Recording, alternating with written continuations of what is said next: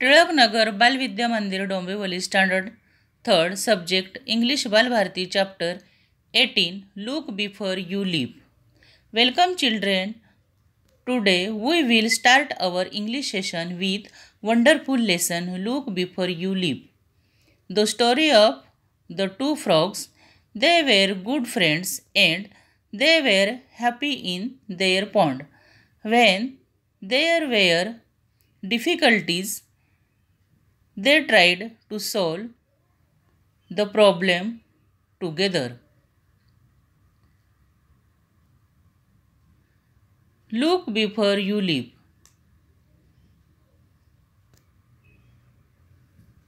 Long, long ago, there lived two little frogs in a pretty little pond. फार फार पूर्वी एका तळ्यामध्ये दोन बेडूक राहत होते. कलरफुल वॉटर लिलीज ग्रेव इन द पॉन्ड. रंगीबेरंगी कमळाची फुलं उमललेली होती. Fish dart about and tiny insect बज अराउंड. आणि त्या तळ्यामध्ये मासे जोरात हालचाल करत पोहत होते. माश्या घोंगावत होत्या. The pond was full of life. आणि ते तळे जीवनाने पूर्ण भरलेले होते. The two frogs were very close friends. ते दोन बेडूक जिवलग मित्र होते. They had plenty to eat in the pond. त्या तळ्यामध्ये त्यांना खाण्यासाठी खूप काही होते.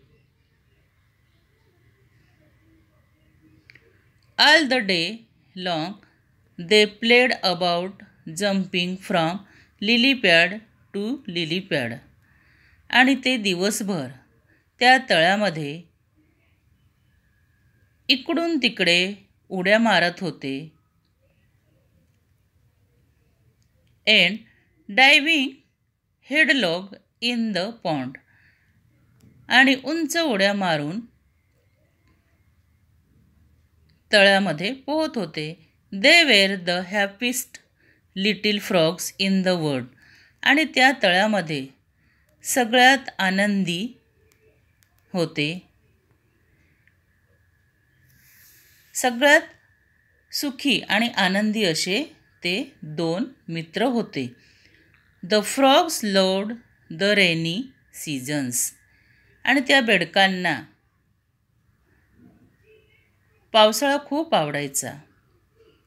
But the rainy season does not last forever. The rains stop and weather become hot. पण पावसाळा काही नेहमीच नसतो. पावसाळा गेला की वातावरण गरम होतं. वातावरणात उष्णता वाढते. Still there was a lot of water and lily in the pond. तळ्यामध्ये बरेच असे पाणी होते. There was nothing to worry about in winter. काळजी करण्यासारखं काही नव्हतं. The frog friends found cozy little places at the edge of the pond.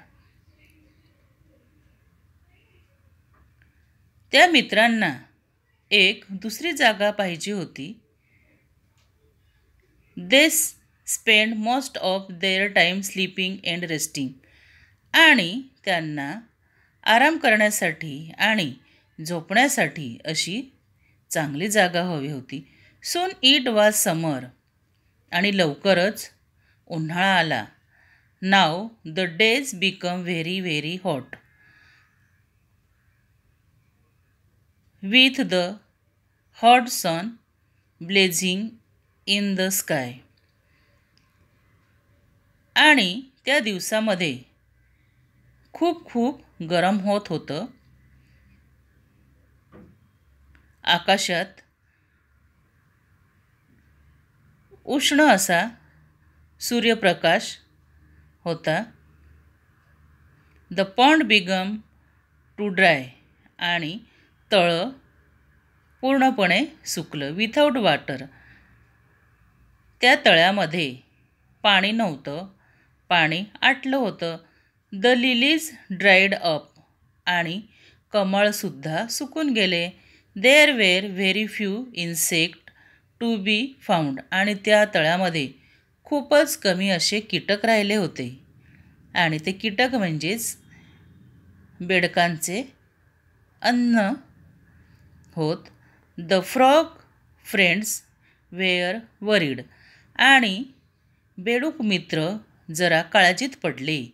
Do you think the whole pond will dry up? तुला माहिती आहे का आता हे तळं सगळं सुकणार आहे? थँक्यू.